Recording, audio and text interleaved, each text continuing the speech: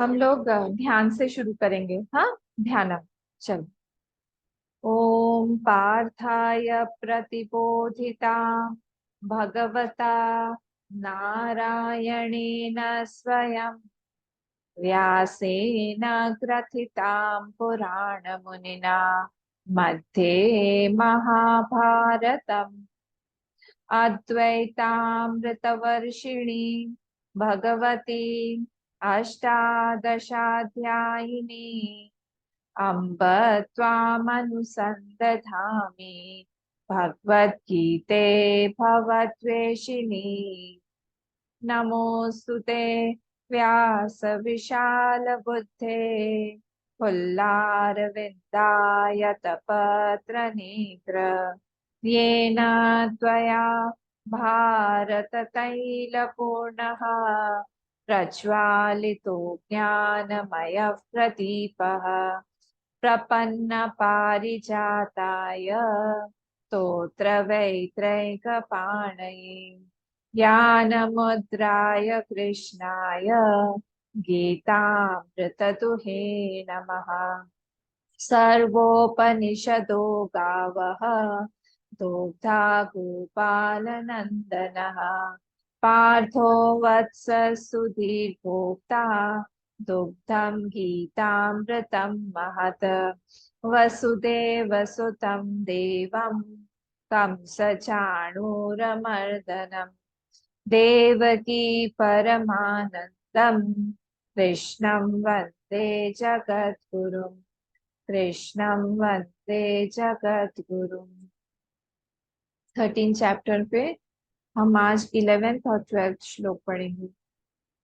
13 chapter 11th और 12th श्लोक। ओम श्री परमात्मने नमः। अथ त्रयोदशोऽध्यायः।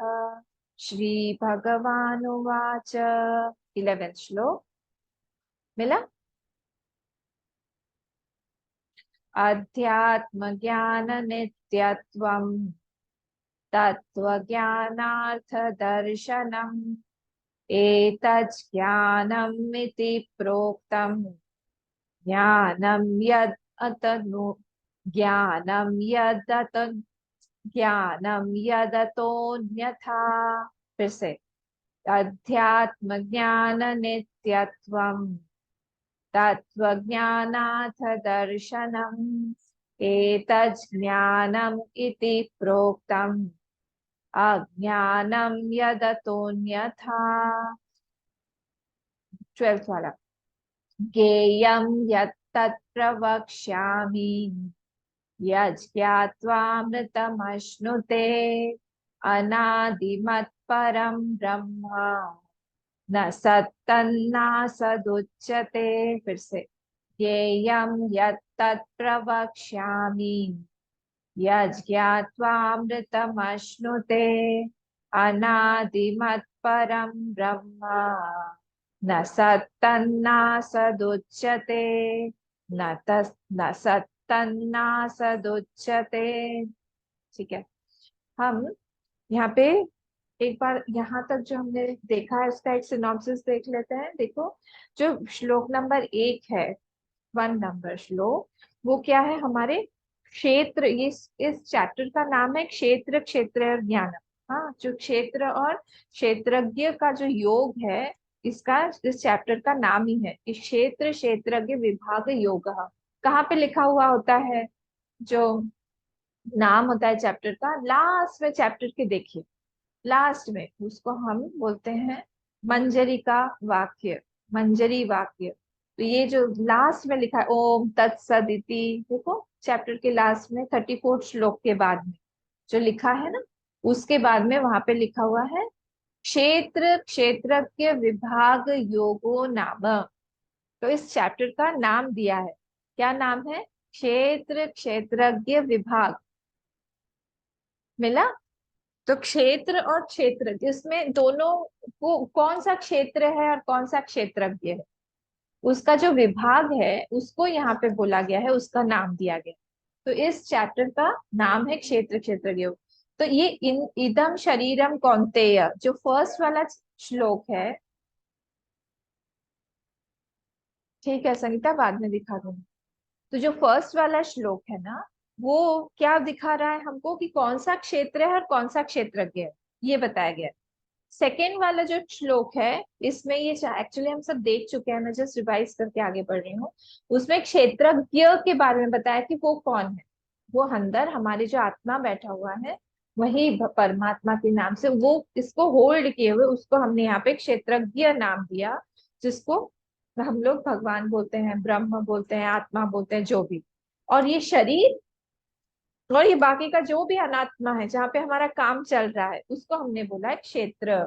फिर थर्ड वाले श्लोक में बताया गया है कि कहाँ क्या क्या, ये क्षेत्र में क्या क्या आता है, कैसा है। यच्च, यादृक्च, यद विकारी, यतश्च, यतुर, उसमें से क्या क्या निकल सकता है, कौन कौन सा क्षेत्र है, वो कैसा है, उसका विकार क्या क्या है, उससे क्या क्या निकलता है, इन सब चीजों के बारे में थर्ड वाले श्लोक में बोला गया है। फिर फोर्थ वाला जो श्लोक है, वो प्रमाण श्लोक है कि कहाँ कहाँ पे ये चीज बताई है भगवान। क्षेत्र और क्षेत्रज्ञ का जो विभाग है, सो कहाँ कहाँ पे बताया हुआ है। तो इन्होंने कहा ऋषिबीर बहुधा गीतम, बहुत सारे ऋषि मुनियों ने इसके बारे में बताया है। छंदो भी विविध पृथक, अलग अलग ये उपनिषदों में भी आया हुआ है। ब्रह्म सूत्र पदेश है, ब्रह्म सूत्र। प्रमाण वाक्य क्या है इसका, कहाँ कहाँ पे इसके बारे में, इस विभाग के बारे में हमको मिलता है, उसके बारे में बताया गया है। ठीक है। फिर फिफ्थ और सिक्स जो श्लोक है, ये इसमें बताया गया कि पूरा जो क्षेत्र है, ये क्या क्या है। तो क्षेत्र का विकार क्या क्या है, वो सारी चीजें यहाँ पे बता दी गई। कौन से श्लोक में, फिफ्थ और सिक्स श्लोक में। महाभूत जो भी है, अहंकार जो है, हमारी बुद्धि है, अव्यक्त है, इंद्रिय है 10, कर्मेंद्रिय और ज्ञानेंद्रिय जो हमारे 10 इंद्रिय है, और पंच और इंद्रिय गोचरा, ये सारी की सारी चीजों से जो भी चीजें दिखाई देती हैं इंद्रियों से, वो सब भी क्षेत्र में आता है। और फिर जो चीज हम सोचते हैं कि दिखाई नहीं देता, इच्छा, दिखाई नहीं देता है ना, द्वेष, राग द्वेष, हमारा सुख दुख दिखाई नहीं देता, वो भी सब क्षेत्र में आता है। तो एक पलड़े में हम लोग सारा क्षेत्र रख रहे हैं। जो भी चीज विकारी है, जो भी चीज चेंजिंग है, जो भी अनात्मा है, जो भी ये पंचभूत से बना हुआ है, और एक तरफ हम लोग रख रहे हैं जो नहीं चेंज हो रहा है, जिसमें विकार आ ही नहीं सकता है, और वो आत्मा है, वो भगवान है, वो ब्रह्म है, उसका हमने कोई भी नाम दे दिया है। वो एक ही है जिसको हम लोग बोलते हैं ट्रूथ, जिसको हम बोलते हैं सत्य। वो एक पलड़े में वो है, और इधर के दूसरे पलड़े में जितना भी विकारी चीज है वो है। तो इधर क्षेत्र हो गया, और उसको जानने वाला कौन है, वो क्षेत्रज्ञ है। ठीक है। तो फिफ्थ और सिक्स श्लोक में सारा का सारा क्षेत्र के बारे में बताया है कि पूरा क्षेत्रीय क्या क्या है, उसमें क्या क्या आता है। तो इसीलिए एतत् क्षेत्रम समास से न बोला है। समास मतलब क्या होता है, व्यास मतलब होता है उसको एक्सपैंड करना, समास मतलब होता है छोटा कर देना। छोटा कर देना, जैसे हम बोलते हैं चक्रपाणी। चक्रपाणी किसका नाम है, चक्रपाणी किसका नाम है। हाँ, विष्णु भगवान का नाम है। मतलब चक्रम पाणौ यस्य, जिसके पाणी में मतलब हाथ में चक्र है, तो चक्र पाणी, तो हमने शॉर्ट कर दिया, उसको बोलते हैं हम समास। पीतांबर, तो पीतम अंबरम, ये ना जिसने पूरा का पूरा अंबर को ही पी लिया है, उसको हम बोलते हैं पीतांबर। तो शॉर्ट में, तो यहाँ पे भगवान बोल रहे हैं कि ये दो श्लोक में मैंने शॉर्ट में समासेन मैंने बोल दिया है, जो जो विकार से सारी चीजें जो जो बदल रही है, उसको हमने क्षेत्र वाले पलड़े में सब डाल दिया। और इधर उसको जानने वाला कौन सा है, इधर दूसरे पलड़े में है, उसको हमने नाम दे दिया क्षेत्रज्ञ। अब इसके बाद में सेवेंथ से लेके आज जो हम लोग कंप्लीट करेंगे, ये ट्वेल्थ तक जो श्लोक हैं, ये सारे ट्वेल्थ बोले हम या इलेवेंथ बोले, इलेवेंथ तक। हाँ, इलेवेंथ तक। तो इलेवेंथ तक जो जितने सारे श्लोक हैं, ये पूरे ज्ञान के बारे में है। किसका ज्ञान, उस क्षेत्रज्ञ का ज्ञान, कि वो क्षेत्रज्ञ जो है वो क्या है, उसके तरफ जो जो गुण क्वालिटीज हमको ले जाए, वो सारे के सारे यहाँ पे बताए गए हैं। ये 18 क्वालिटीज जो है, तो ये सारे 18 क्वालिटीज भगवान ने बताए हुए हैं कि उससे हम उस क्षेत्रज्ञ के बारे में जाने। वो क्षेत्रज्ञ कौन है? क्षेत्र तो हमको पता है, जितना भी विकारी है हमने इस तरफ डाल दिया। जो चेंजिंग, विकारी मतलब तो चेंज हो रहा है, हमारे थॉट्स जैसे चेंज हो रहे हैं, राग द्वेष हमारे बदलते रहते हैं, सुख दुख हमारा बदलता रहता है, वो सब इधर है। और उस क्षेत्रज्ञों को जानने वाले, ये सब तो हमने 7th 8th 9th 10th हमने श्लोक देखा था।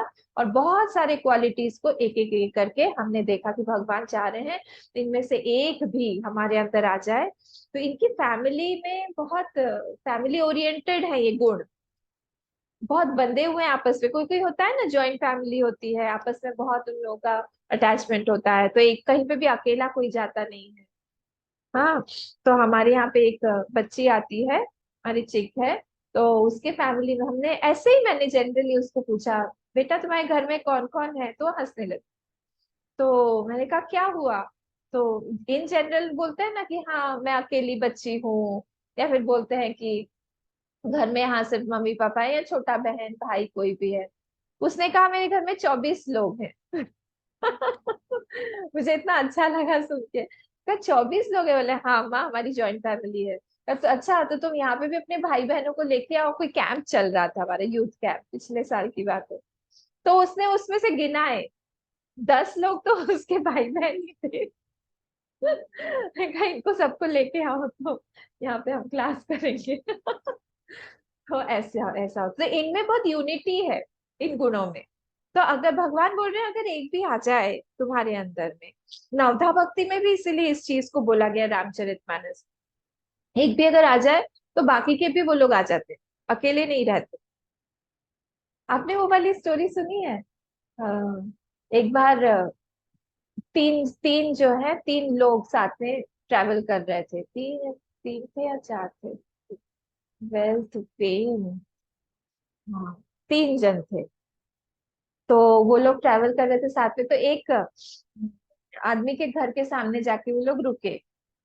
तो एक जन गया अंदर, उसने खटखटाया, तीनों भिक्षु के रूप में ही थे।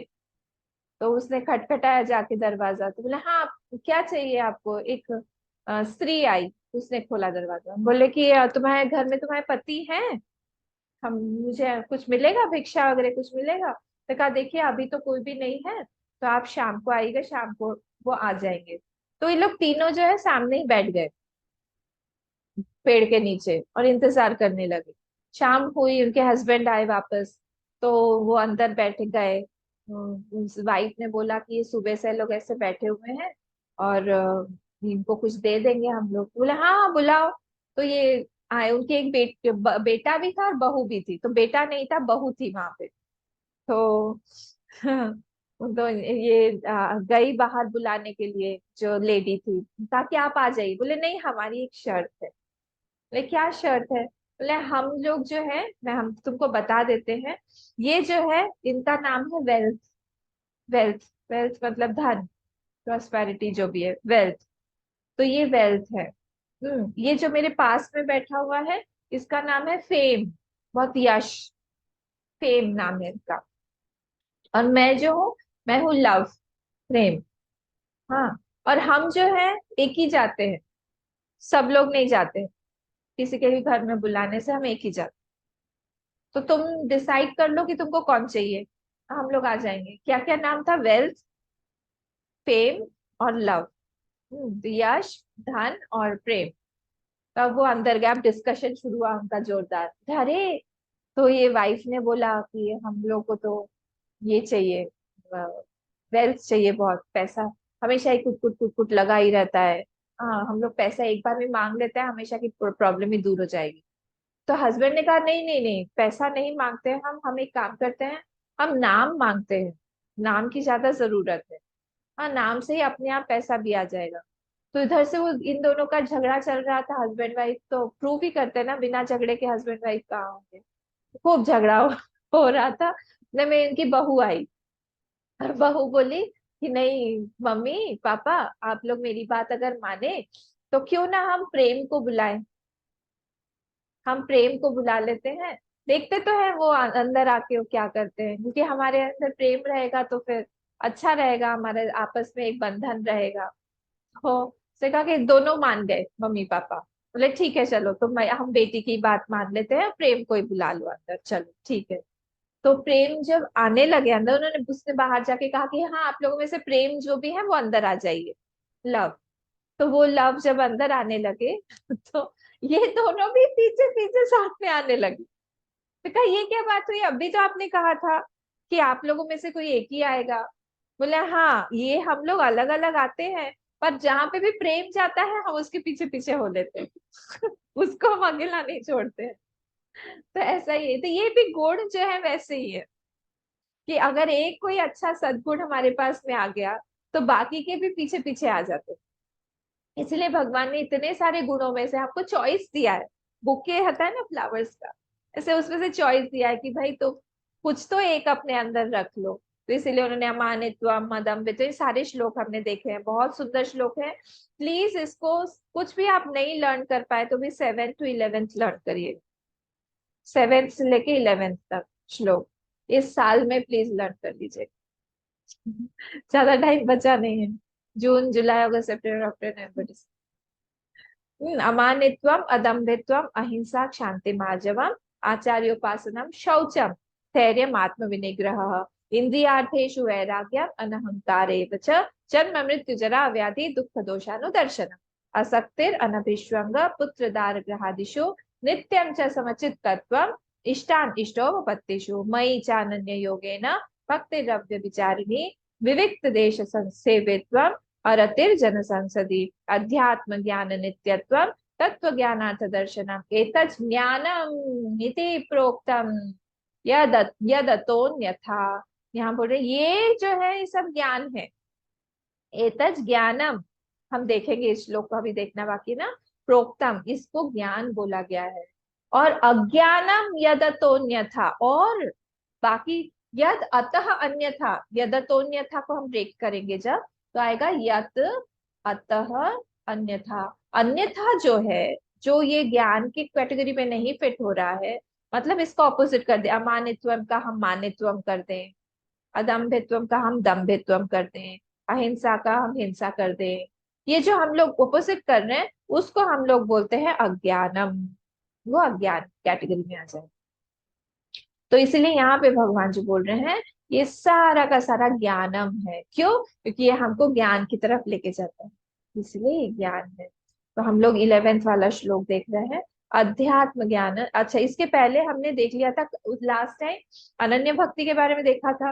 अनन्य भक्ति जो है बहुत हम लोगों को, देखिए भक्ति की बहुत आवश्यकता है, क्योंकि कहीं ना कहीं हमारा मन बहुत अकेला है, उसको कोई सपोर्ट चाहिए, और वो सपोर्ट जो है वो सिर्फ भगवान ही हमारे बन सकते हैं, और कोई नहीं बन सकता, क्योंकि वही जो है हमारे साथ में हर जगह पे हर परिस्थिति में रह सकते हैं। हमारी सारी प्रॉब्लम्स का सल्यूशन भी उन्हीं के पास में है। हम चाहे हमारा कोई भी प्रॉब्लम हो, वो इस संसार से हम उसको सॉल्व नहीं कर पाएंगे। कभी कभी हमारी मानसिक ऐसी दशा होती है, कौन समझ पाएगा, हम जिसको भी बोलने जाएंगे वो अपनी प्रॉब्लम सुनाना शुरू कर देगा। वो बोलेगा कि रुक जाओ, हमारे पास में ज्यादा बड़ी प्रॉब्लम है, तुम क्या अपनी प्रॉब्लम बोल रहे हो, हाँ मैं तुमको सुनाता हूँ हमारी प्रॉब्लम क्या है। बोलेगा फालतू में ही बोला। इसलिए भक्ति की हमें बहुत आवश्यकता, इससे सुंदर मन बनता है। हमारी पर्सनालिटी में बहुत सुंदरताएं हैं जिस जो छुपी छुपी हैं, उसको हमको निकालना चाहिए। हम्म। तो यहाँ पे ये बोल रहे हैं भक्ति रविजय, फिर विविक्त देश सेवित्वम और अतिर जन संसदि, ये भी हमने देखा था। विविक्त देश सेवित्वम मतलब क्या, ऐसे जगह को हम लोगों को चूज करना चाहिए जहाँ पे हमारा मन एक तो शांत हो जाए, और जहाँ का थोड़ा सा संस्कार ठीक ठाक हो। ऐसी जगह पे हम लोग जाके ना लगाए जहाँ पे कुछ ऊपर से गिरने का डर हो, हम लोग ऐसे जगह पे गुफा में जाके बैठे जहाँ पे कुछ भी कोई भी कोई कीड़ा निकल सकता है, आपको काट सकता है, मच्छर काट सकता है, वहां पे नहीं होगा, हमारी साधना नहीं होगी। और ये साधना का इम्पोर्टेंस उसी को ही समझ में आएगा जो कि अपने आप को इस संसार से ऊपर उठाना चाहता है। अगर इसी संसार में ही रहना है, हमेशा के लिए रहना है, उसको इस इस यहाँ पे बोले अम्मा आप क्यों इतना परेशान होते हैं, मेहनत करते रहते हैं, हमको तो यहाँ पे बहुत आनंद आता है, आपको क्या प्रॉब्लम है, हम तो यहीं रहेंगे। उसके लिए ये नहीं है, उसके लिए भी ये नहीं है। और जिसकी बेसिक प्रॉब्लम्स खाना पीना नहीं है, अब एक भिखारी जो रास्ते पे बैठा हुआ है, जिसके पास में अगला खाना उसके पास में नहीं है, छत की कमी है, उसके पास कपड़ा नहीं है, शरीर की हालत खराब है, उसको जाके हम गीता नहीं सिखा सकते। तो इसलिए अध्यात्म में आने के लिए ही, इस मार्ग पे आने के लिए ही उसको कुछ एक बेसिक पुण्य चाहिए,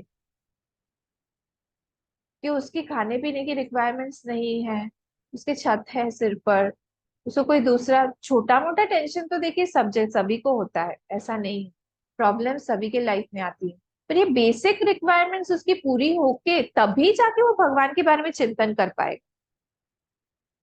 नहीं तो फिर वो बोलेगा, हम लोग जब गांव में जाते हैं काम करने के लिए, तब हमारे पास में यही प्रॉब्लम आती है। लोग पहले जाके यही पूछते हैं कि आप चिन्मय मिशन से आए हैं काम करने के लिए, आप हमें क्या देंगे। क्योंकि वो लोग आते हैं, वो लोग हमको चावल देते हैं, समझ रहे हैं ना, वो लोग आते हैं हम लोग को 5,000 रुपीज देते हैं, इसलिए वो लोग कन्वर्ट भी हो जाते हैं।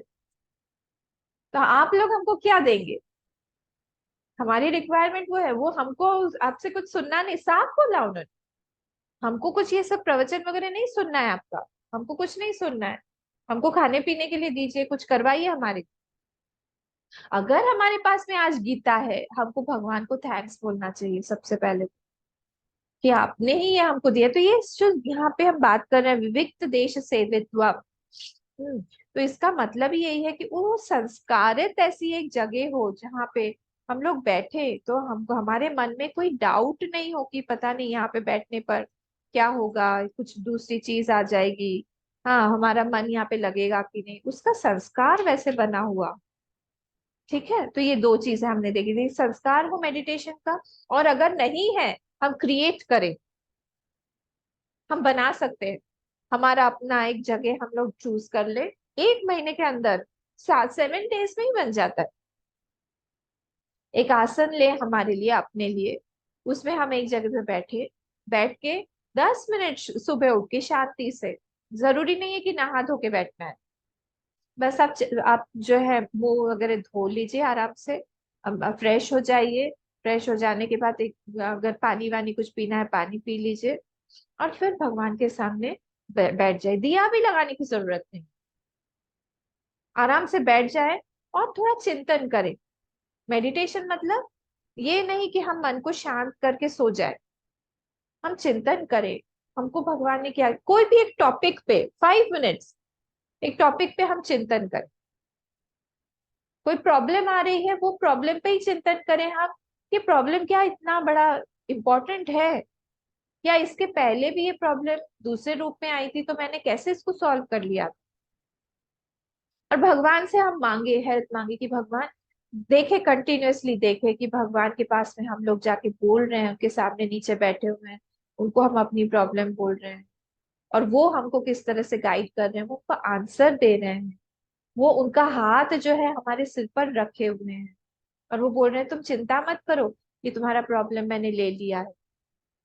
और हम लोग उनको प्रणाम कर रहे हैं, उनके चरणों को छू रहे हैं, और चरणों को छू के हम बोल रहे हैं कि प्रभु आज से मेरी सारी प्रॉब्लम जो है आपकी है, अब मैं इस प्रॉब्लम के बारे में चिंता नहीं करूँ।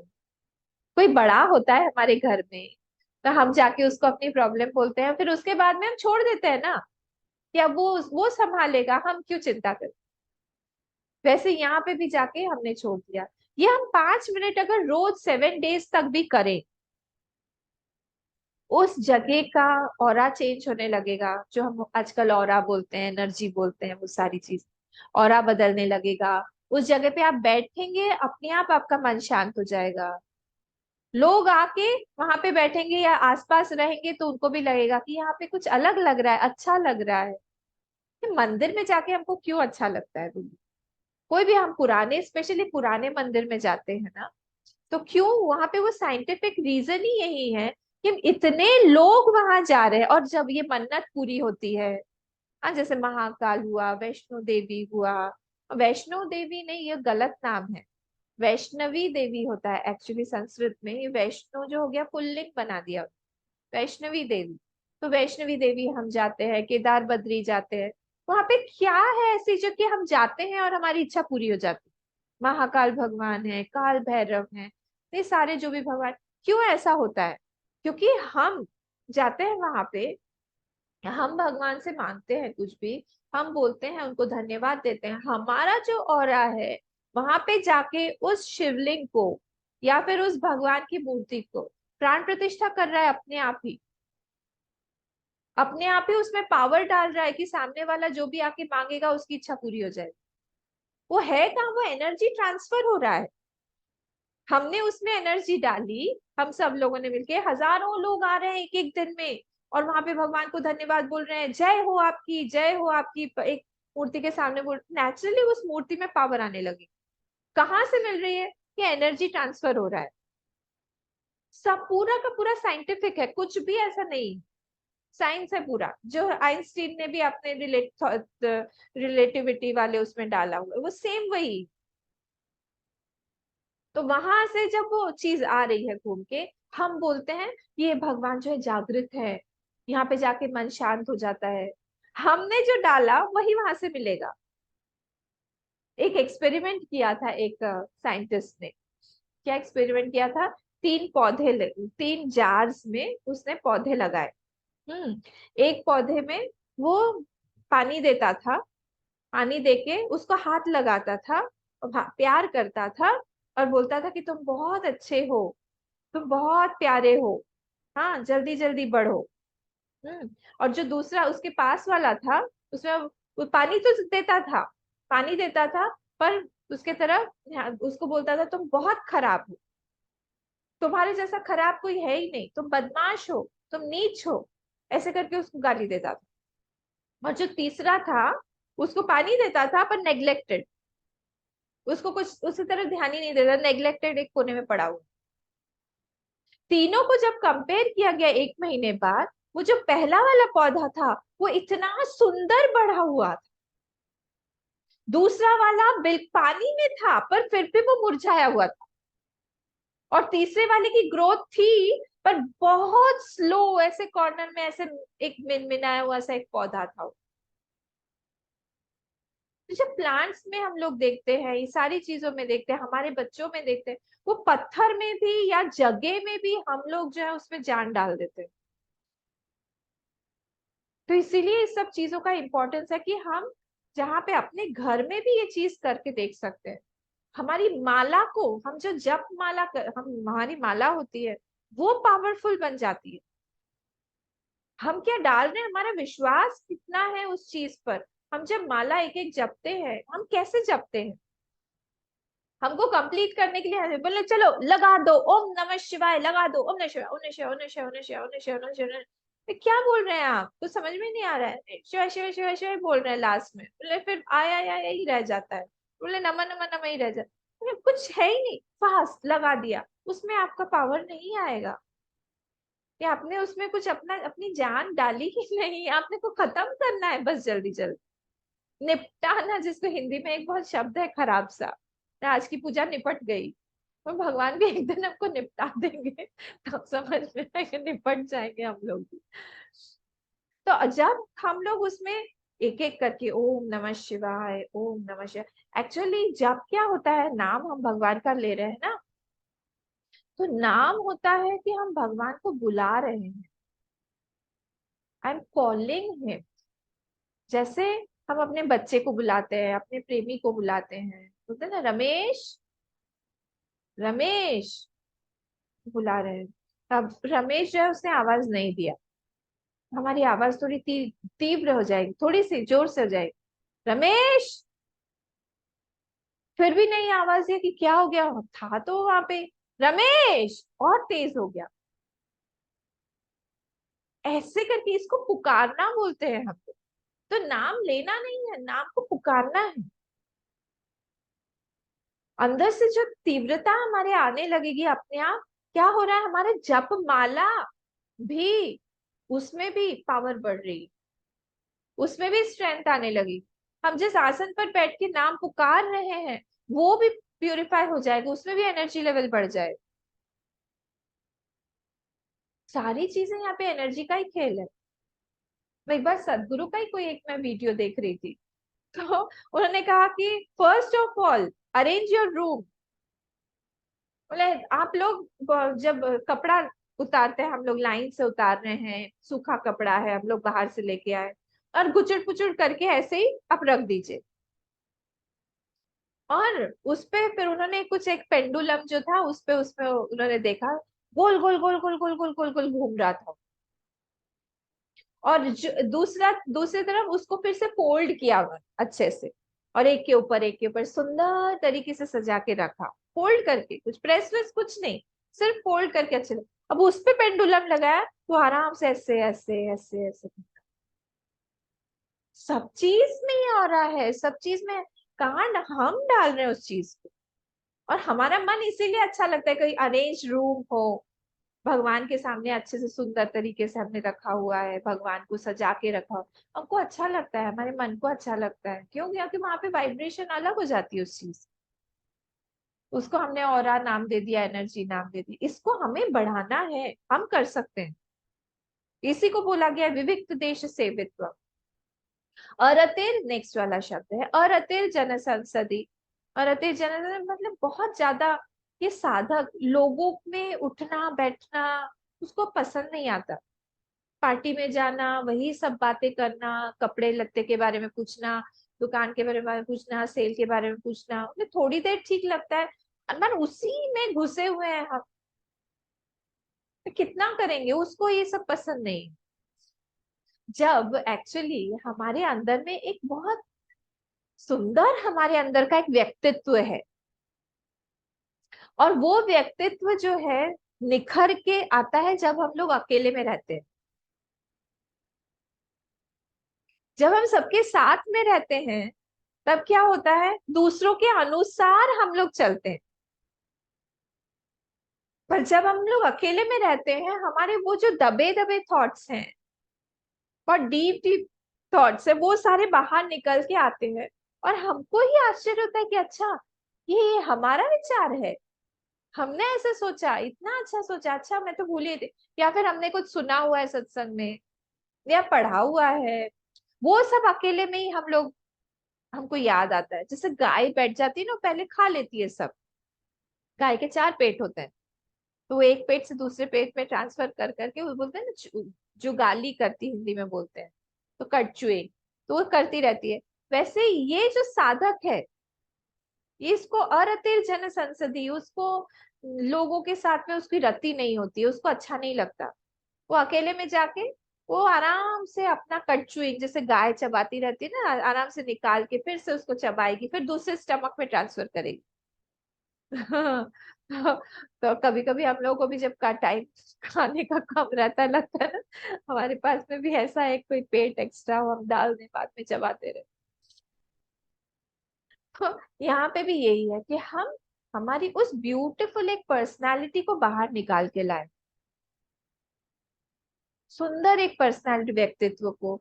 हमारे व्यक्तित्व में एक फ्रेग्रेंस होना चाहिए, ऐसा एक ऐसी खुशबू होनी चाहिए। ऐसा नहीं कि हम वो मार रहे हैं, वो वाली नहीं, कि लोगों को लगे, वो लोग वेट करें हमारे साथ में टाइम बिताने के लिए, उनको लगे कि हमको इस व्यक्ति के साथ में बात करनी है।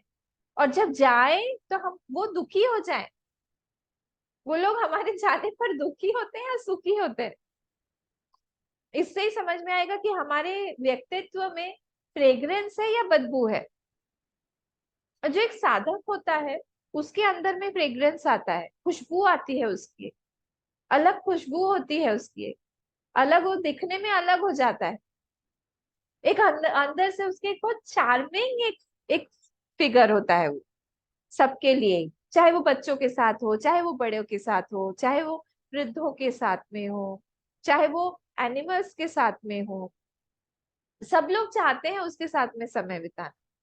ऐसा हो जाता है। तो ये चीज जो है, हम तभी कर पाएंगे जब हम अकेले में बैठेंगे, हम सोचेंगे, क्या सोचेंगे, उस व्यक्ति के साथ में मैंने अच्छा नहीं किया, और मैं अच्छा कर सकता था।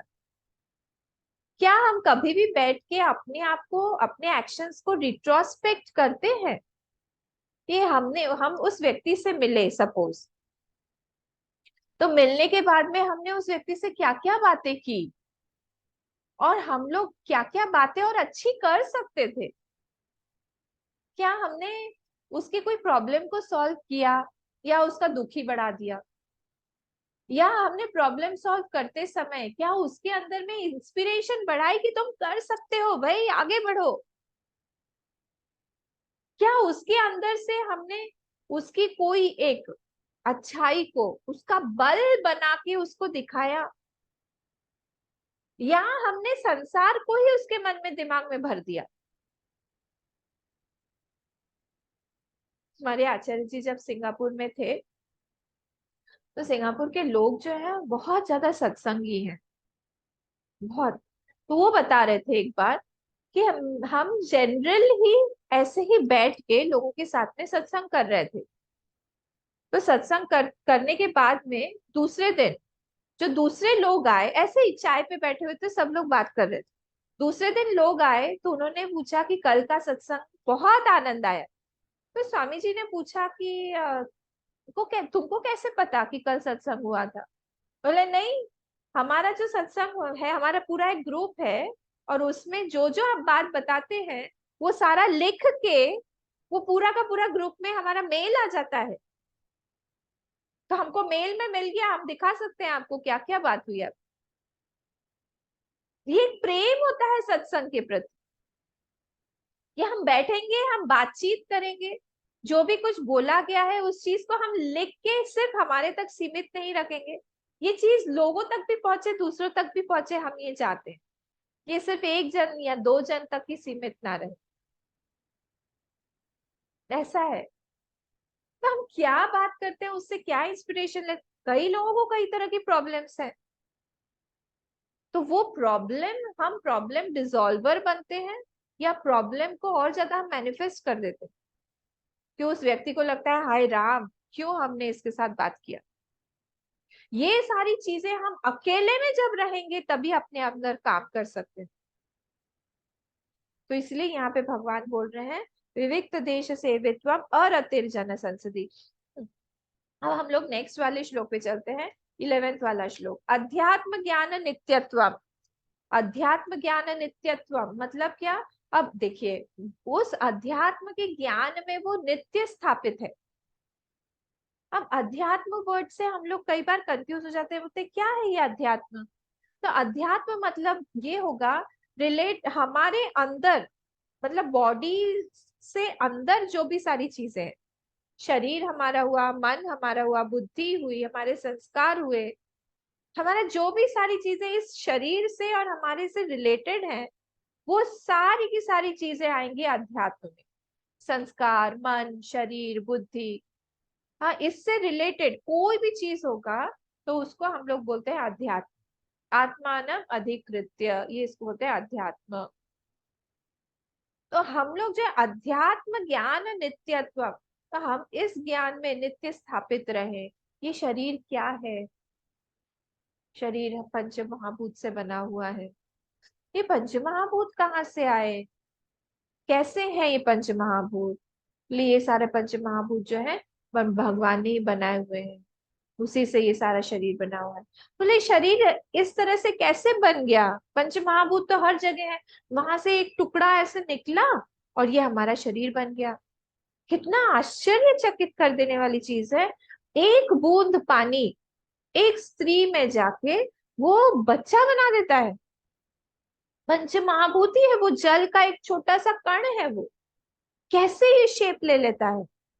इसको बोलता है, ये सोच रहा है वो बैठे बैठे साधक, है कि बाप रे, यहाँ पे कोई एक माया शक्ति है जो चीजों में विकार लाके मॉडिफाई कर रही है, और बड़ा चीज जो है छोटा, छोटा चीज जो है बड़ा, बना बना के सारी चीजों को उसने बना दिया है क्या? सब पंच महाभूति है तरह तरह का।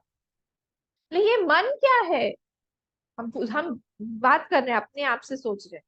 हाँ, उसके लिए ये सारा ज्ञान तो हमको करना चाहिए। मन कहाँ से बना? हाँ, अम्मा ने एक दिन बताया था कि पंच महाभूत जो होता है वो दो तरह का होता है। एक होता है अपंचीकृत पंचमहाभूत, एक होता है पंचीकृत पंचमहाभूत। अपंचीकृत पंचमहाभूत मतलब होता है सारे के सारे पंचमहाभूत अलग अलग अलग अलग हैं, अपने अपने जगह पर अलग अलग हैं, वो मिक्स नहीं हुए हैं। और पंचीकृत मतलब हो जाता है ये लोग मिक्स होके फिर वो दिखने लगते हैं। वो जो आकाश है, वो जो वायु है, वो जो अग्नि है, तत्व तात्विक रूप से वो दिखती नहीं है, अलग अलग है वो। पर जैसे इनमें पंचीकरण होता है तो ये हमको दिखने लग जाती है। जैसे मैं आपको बताती हूँ, हमने दिया जलाया, दिया जलाने के बाद में उसमें हमको अग्नि की लौ दिखने लगी। अब वो अग्नि की लौ कब तक रहेगी? जब तक उसमें तेल है, घी है। फिर वो बाती जल के वो जो दिया है वो बुझ जाएगा। तो बुझ जाएगा इसका मेरी आवाज आ रही है? यस अम्मा, आ रही है। आ रही है ना? ठीक है। हम्म। तो मैं बोल रही थी तो वो दिया बुझ जाएगा। तो दिया अगर बुझ गया तो फिर वो कहाँ चला गया? वो अग्नि जो अभी हमको दिखाई दे रही थी वो कहाँ चली गई? वो उस अग्नि में मिल गई जो अपंचीकृत अग्नि है, जो हमें दिखाई नहीं देती है। दो तरह के हैं सारे के सारे पंच महाभूत, एक जो दिखाई देते हैं और एक जो दिखाई नहीं देते हैं। जैसे हम मैच स्टिक लेके घूमते हैं, उसमें अग्नि है, नहीं तो घर्षण करने पर कहाँ से अग्नि निकल जाएगी? तो वो अनमेनिफेस्ट में, वो जो है वो तात्विक अग्नि है। हाँ, वैसे ही ये जो शरीर है ये पंच महाभूत से बना हुआ है, आपको दिखाई दे रहा है, ये पंचीकृत पंच महाभूत से ही बना हुआ है। पर जब ये शरीर जल जाता है तब कहाँ पे चला जाता है? वही अपंचीकृत में चला जाता है, अलग अलग। तो तब हम लोग बैठ के ये सोचे, ये सारी चीजें हम सोचे, अच्छा ये इस तरह से बना हुआ है। इसको बोलते हैं हम अध्यात्म ज्ञान नित्यत्व। हमारा मन, जो अम्मा बता रही थी कि वो अपंचीकृत पंच महाभूत से मन बना हुआ है। बुद्धि क्योंकि वो दिखाई नहीं देता है, हमारा बुद्धि भी वही उसी से ही बना हुआ होगा जरूर, क्योंकि वो भी दिखाई नहीं देता है पर है। इसको बोलते हैं हम अध्यात्म ज्ञान नित्य, मतलब ये अलग है और मैं अलग हूँ। वही चीज मैं नहीं हो सकता हूँ। देखिए इस शरीर के साथ में प्रॉब्लम ये है कि हम इसको मैं भी बोलते हैं, मेरा भी बोलते हैं। ने बताया था ना कि ये घड़ी, ये घड़ी मेरी है, ये घड़ी मैं नहीं हूँ। ये जो कैलकुलेटर है ये मेरा है, ये कैलकुलेटर मैं नहीं हूँ। ये टेबल मेरा है, मोबाइल मेरा है, पर ये मैं नहीं हूँ। ये शरीर मेरा है, पर यही मैं हूँ। अध्यात्म ज्ञान नित्यत्व, कंटिन्यूअसली वो इन सारी चीजें सोचता रहता है, सोचता रहता है, सोचता रहता है कि कैसे, कहाँ पे ये गड़बड़ हो रही है, मैं इस चीज से बाहर कैसे निकलूं जहां पे मैं गड़बड़ सोच रहा हूँ। तो ये अध्यात्म ज्ञान में वो नित्य स्थापित है। और दूसरा क्या है? तत्व ज्ञानार्थ दर्शनम, तात्विक रूप वो सारी चीजें तात्विक रूप से सोचता रहता है ये सारी चीजें। ये कैसे, ये शरीर जो है ये पंच महाभूत से बना हुआ है, ये जड़ है, इसमें प्राण कहाँ से आते हैं? मृत्यु के बाद कहाँ चले जाते हैं हम? बोला जाता है कि इस शरीर से प्राण निकल गए, बोला जाता है वो आत्मा निकल के चली जाती है। आत्मा निकल के जाएगी कहाँ? आत्मा तो हर जगह है। ब्रह्म और आत्मा, आई होप आपको इतना क्लियर है, ब्रह्म एक है, वैसे आत्मा भी एक है। आत्मा बहुत सारी नहीं है, हम सबकी आत्मा एक ही है। पर हमको तो इतनी सारी आत्माएं दिखाई दे, बोले उसकी आत्मा मेरी आत्मा एक है, हाँ जी एक है, अलग नहीं है हम लोग। वे फिर इतने सारे जीव, इतने सारे लोग, इतने सारे पशु पक्षी, इतने सारी वही तो है ना। हम लोग को पता ही नहीं है, आधी चीजें हमारे बारे में नहीं पता। वो जो पशु दिखाई दे रहा है हमारे सामने और हमारी आत्मा एक है। वो जो पेड़ दिखाई दे रहा है, बोले उसकी भी आत्मा होती है, कोई तो है वहां पे भी, वो भी एक ही है, वही आत्मा, वही ब्रह्म। और हम अभी ये सारी चीजें क्लिक नहीं, बोले हम आप इस टॉपिक को आगे बढ़ा दीजिए, हमको कुछ समझ में नहीं रहा, हम पागल हो जाएंगे। जब ये ज्ञानी इस नॉलेज में स्थित होता है तब जाके वो खुली आंख से इसीलिए समाधिस्थ हो जाता है। हमारे जो तपोवन जी महाराज थे, हमारे गुरुदेव के जो गुरु थे, वो चिड़िया को देख के समाधि में चले जाते थे। कैसे? वो यही देखते थे कि मैं ही इस चिड़िया के रूप में अपीयर हो रहा हूँ, मैं ही हूँ जो ये सामने पेड़ के रूप में हूँ, मैं ही हूँ जो ये सुंदर, क्योंकि वो हिमालय से कभी नीचे ही नहीं आए, तो हिमालय में ही रहते थे वो, तो मैं ही ये पहाड़ हूँ। यहाँ पे ब्रह्म के अलावा कुछ भी नहीं है। और इसीलिए ये सारे सारे के सारे जो क्वेश्चंस आते हैं, आप तो हर चीज की पूजा करते हैं, बोलते हैं ना दूसरे लोग, आप तो जानवरों की पूजा करेंगे, गाय को ही माता बना देंगे, पत्थर की भी पूजा करने लगेंगे, तुलसी माँ को भी पूजा करने लगते हैं, इधर पीपल वट पे भी चढ़ाते हैं, तो आपको तो कुछ भी चाहिए बस पूजा करने के लिए। हर ये हमारा बेसिक प्रिंसिपल यही है भाई, हमारे सनातन धर्म का, कि ब्रह्म जो है वही एक है और उसके अलावा कुछ भी नहीं है, और उसी पे सारा का सारा संसार जो है वो टिका हुआ है, वो सुपर इम्पोज है, अध्यस्त है। इसलिए किसी भी चीज पे पांव लग जाने से हम प्रणाम करते हैं, क्योंकि है वही सत्य जो सब में है, दिखाई दे रहा है। नामदेव जी उस कुत्ते के पीछे भागे, वो कुत्ता जब जब जैसे वो खाने बैठे, एक भूखा कुत्ता आया और उनकी रोटी लेके छीन के चला गया। नामदेव जी उसके पीछे भाग रहे हैं, रोटी के लिए नहीं, बोले अरे तुम घी, मैं घी लगा के देता हूँ, तुम खाओ। ये वृत्ति कहाँ से आई? क्योंकि ब्रह्म सब में है, बोले आज तुम इस रूप में आए हो। एक और बार हुआ था, वो आए थे रामेश्वरम में, जल चढ़ाने जा रहे थे, तो जब जल चढ़ाने जा रहे थे, कहाँ से, काशी से उन्होंने लिया जल, गंगा जी से उठाया जल, पैदल पैदल पैदल पैदल, ओम बम बम बोले बोल के जाते हैं ना, ओम बम, हाँ हाँ बोल बम, वो जा रहे थे वहां पे रामेश्वरम। अब इतने लंबे रास्ते, शिव जी को लगा कि मैं इनकी परीक्षा लूं, और शिव जी क्या है, एक गधे के रूप में वहां पे रास्ते में जस्ट आने ही वाला था रामेश्वरम, तो रास्ते में ऐसे पड़े रहे जैसे वो मरणासन्न अवस्था में, और उनके पास में पानी था और आसपास कहीं पानी था भी नहीं, तो वो रेंगने लगा। वो रेंगता है ना, रेंगना बोलते हैं उसके आवाज को, जोर जोर से वो बोलने लगा। अब यहाँ पे सारे के सारे जितने भी इनके साथ थे, साथी थे, बोले नामदेव चलो चलो चलो, इसके लिए रुको मत। इनका तो मन अटक गया, बोले इसको तो पानी चाहिए, तो नहीं तो मर जाएगा। बोले अब क्या तुम वहां से यहाँ तक पानी लेके आए हो, शिव जी को नहीं चढ़ाओगे क्या, इस गधे पे दोगे तुम? फिर नहीं, मेरा तो मन, मैं तो नहीं दे सकता, मैं तो, मुझे तो इसको थोड़ा बहुत पानी पिलाना पड़ेगा। और उसने शिव जी का आह्वान किया, उन्होंने, नामदेव जी ने, और कहा कि भगवान आप हर जगह पे हैं, आप इसमें भी हैं, हाँ ये मर जाएगा, मैं नहीं देख पा रहा हूँ, आप यहीं पे मेरा जल स्वीकार करिए, इसी के अंदर बैठ के आप मेरा ये जल स्वीकार कर लीजिए। और आंख बंद करके अश्रुपात करते हुए इतनी मेहनत से वो पानी उठा उठा के लाए, वो गधे के ऊपर डाल दिया, गधे ने पानी पिया, और वहीं पे ही शिव जी प्रकट हो गए। बोलिए भोले भगवान की जय। और सब लोग देखे हैरान, और किसी को दिखे नहीं, रामदेव जी को दिखाई दे रहे हैं वहां पे, और वो अश्रुपात हो रहा है उनका, प्रणाम कर रहे हैं, प्रणिपात करके वहां पे पड़े हुए हैं, भगवान को बोल रहे हैं वाह प्रभु, आपने मुझे दर्शन दिए। बोले नहीं, ये भाव मैं देखना चाहता था। तो हम जब भी कोई सारी चीज करते हैं, जब तत्व ज्ञानार्थ दर्शनम के साथ में करेंगे, तात्विक रूप से करेंगे, तब हमारे कर्म का वो जो, वो छोटी सी पूजा है, वो बहुत बड़ा फल देगी।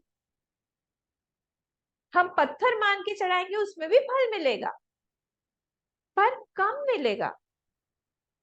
पर जब हम जानेंगे कि मैं ये मूर्ति में नहीं चढ़ा रहा हूं, या मैं सूर्य को अर्घ्य, ये जो गोला सामने दिखाई दे रहा है जलता हुआ, उस जो आजकल इतनी गर्मी पैदा कर रहा है, उसको मैं जल नहीं चढ़ा रहा हूँ, मैं उसके पीछे के सूर्य देव को जल दे रहा हूँ। इस पत्थर में शालिग्राम भगवान विष्णु बैठे हुए हैं, उनको मैं जल दे रहा हूँ, तुलसी पत्र चढ़ा रहा हूँ। तुलसी माँ में देवी लक्ष्मी का वास है, उनको कर रहे हैं हम प्रणाम। वट वृक्ष में सारे के सारे 33 करोड़ देवता हैं, उनको मैं प्रणाम कर रहा हूँ। जब हमारी तात्विक दृष्टि हर जगह पे हो जाती है, उसी को हम बोलते हैं ज्ञानी। ये प्रैक्टिस करने से आता है, धीरे धीरे धीरे धीरे धीरे। हम हमारे शरीर से शुरू करें, क्योंकि ये इजी नहीं है। धीरे धीरे क्या होता है, करते करते मन एकदम शांत होने लगता है, और मन फिर हमारे दुश्मन में, द्वेषी में, जो हमारा शत्रु है, जो हमको पसंद नहीं करता है, उसमें उसमें भी भगवान को देखने लगता है। टाइम लगता है इसमें थोड़ा। हम डिपेंड करता है कि हमारी वासना कितनी है। अभी तो हम शुरू ही इसी में कर बोले हाँ माँ, हम पूरे संसार में सब में भगवान देख सकते हैं, उस एक व्यक्ति में हम भगवान को, भगवान ने सब कुछ बनाया हुआ है, भगवान सब में है, वो एक व्यक्ति जो है उसको छोड़ के। अभी हमारी ऐसी हालत है। कोई बात नहीं, कोई बात नहीं, भगवान ही हमको, उनसे प्रार्थना, हमको तो देखिए हमको बल उन्हीं का है, हमारा कोई अपना बल तो है नहीं। हम अपना बल जहां पे भी दिखाने जाएंगे वहीं पे हम धड़ाम से गिरेंगे। हम बोलते हैं आज हमने कितना अच्छा हम चल लिए, उसी दिन गिर जाएंगे। हमारे कोई बल ही नहीं है। इसीलिए यहाँ पे उनके बल से ही हमको उनकी साधना करनी है। साध्य भी वही है, साधन भी वही है। और साधक रूप से उन्हीं को अंदर बिठा लीजिए कि प्रभु आप ही हमारी साधना। भगवान ने एक बार, कोई व्यक्ति जो है वो, उसकी तबीयत खराब होने लगी। और वो रोज जो है अपने गांव से वो जाता था द्वारका, वहां पे तुलसी का की माला चढ़ाता था भगवान। तो भगवान से एक बार उसने कहा कि प्रभु, बहुत बुढ़ा हो गया था वो करते करते करते। तो वृद्धावस्था के समय एक दिन उसे भगवान से ऐसे माला चढ़ाते चढ़ाते द्वारका में ही पूछा द्वारकाधीश को, प्रभु आजीवन मैंने ये किया है, कब तक करता रहूंगा मैं? तो भगवान ने कहा तुम करो जब तक कर सकते हो, उसके बाद तुम्हारा रूप लेके मैं करूंगा। तुम घर पे जब करते हो तुम करो, जब तुम नहीं कर पाओगे, तुम मरणासन अवस्था में तुम बिस्तर पर पड़े रहोगे, तुम्हारी वही माला मैं अपने हाथ में लेके तुम्हारे लिए बैठ के जप करूं। भगवान बहुत प्यारे हैं। जो भगवान के नेचर को जान लेता है ना, वो किसी और से वो चाहेगा ही नहीं कुछ इस संसार में। मैंने कहा कि इतने प्यारे हमारे भगवान होते हुए हम संसार में किस कैसे कैसे व्यक्तियों के साथ में हम लोग आशा बांध देते हैं। और वो जो सर्व समर्थ है, सब कुछ देने में, देना चाहते हैं, हमको इतना प्रेम देना चाहते हैं, उनको एक को छोड़ के हम संसार में घिसे पिटे लोग के पीछे पीछे हम लोग पड़े रहते हैं। और व्यर्थ की चिंता है, अपनी मोल लेके हम अपना सिर जो है ना इतना बड़ा भारी बना लेते। दिखने में ये सिर इतना है, एक्चुअली अगर हम स्कैन करके देखें, कोई एक ऐसा स्कैनर मशीन बन जाए कि हमारा एक्चुअल सिर दिखा दे वो कि हमारा कितना बड़ा है। मतलब इतने थॉट्स हैं, इतनी चिंताएं हैं, परेशानियां हैं अननेसेसरी। जो भी परेशानी आई ही नहीं है उसको भी हमने परेशानी, परेशानी पता है आपको सिंधी शब्द है। परेशानी सिंधी है। सारे सिंधियों के नी नी से खत्म होते हैं, तो परेशानी भी नी है। हाँ?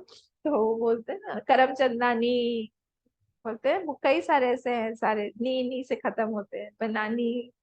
तो वो वैसे तो यहाँ पे हमने इतना बड़ा हमारा वो सिर दिखेगा, प्रॉब्लम से बना हुआ। किसने बनाया है? हम ही ने बना के रखा है। वो सिर को हम जब भी प्रणाम करें ना, ऐसे झुकते हैं हम, तो बोलना चाहिए भगवान ये सारा का सारा प्रॉब्लम आपके सर पे खसक जाए, खसक के आप ले लो, उसके बाद में हमारा हल्का हो जाएंगे। हमको नहीं चाहिए हमारे प्रॉब्लम, हमारे जीव, इसको बोलते हैं हम तत्व ज्ञानार्थ दर्शनम। एतच ज्ञानम इति प्रोक्तम, इसको बोला गया है ज्ञानम। और इस लाइन का मैंने अर्थ आपको समझा देते हैं, अज्ञानम यद तोन्यथा, यद अतः अन्यथा, जो भी इसके विपरीत है वो सारा का सारा अज्ञान ही है। आज हमारा समय हो गया, हम लोग इसको बाकी का इसके बाद का श्लोक कल देखेंगे। ओम पूर्णमदः पूर्णमिदं पूर्णात् पूर्णमुदच्यते पूर्णस्य पूर्णमादाय पूर्णमेवावशिष्यते। ओम शांति शांति शांति। हरि ओम, श्री गुरुभ्यो नमः। हरि ओम।